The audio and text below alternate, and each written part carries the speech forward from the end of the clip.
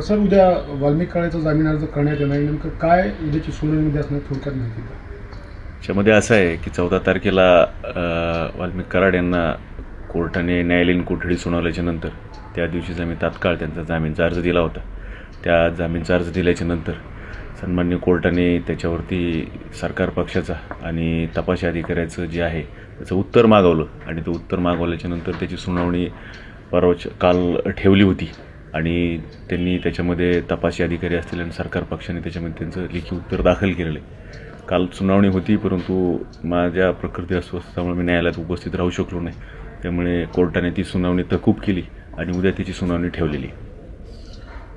या प्रकार नाही, कॉल्सबद्दल या प्रकरणामध्ये नाही. हा जो खंडणीचा गुन्हा आहे त्याच्यामध्ये न्यायालयीन कोठडी सुनावणी, तो जामीनचा अर्ज जो आहे ते न्यायालयासमोर न्यायप्रविष्ट आहे. त्याची सुनावणी उद्या आहे.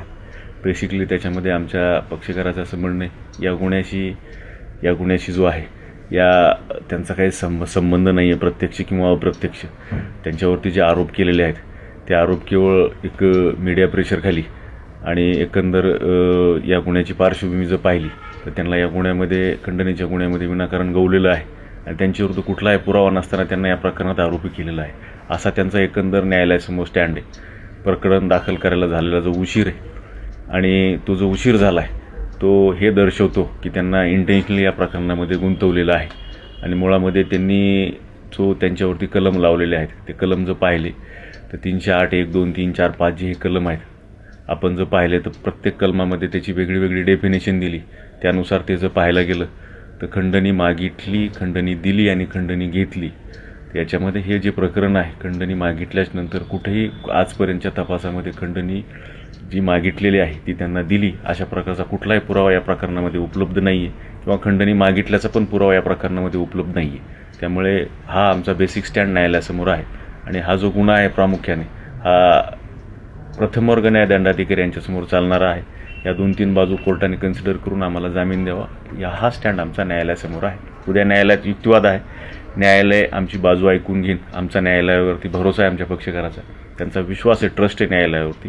कदाचित आमची बाजू ऐकून घेऊन सन्मान्य कोर्ट उद्या काय आदेश करेल हे उद्या सांगता येईल. आज त्या गोष्टी काही सांगता येणार. त्यांच्यावरती एकंदर त्यांच्या गुन्ह्याच्या संदर्भाने आमच्या पक्षकारांनी त्यांच्या गुन्ह्याच्या संदर्भात ज्या बातम्या प्रकाशित झाल्या किंवा जे झालं त्याच्यानंतर आमच्या पक्षकारांनी संबंधित तपासी अधिकारी यांच्याकडे त्यांच्यावर दाखल गुन्ह्याची यादी 14 गुन्हे त्यांच्यावरती दाखल होते. त्याच्यापैकी त्यांच्यावरती 11 ते 12 गुन्हे त्या गुन्ह्यातून ते दोषमुक्त झालेले आहेत.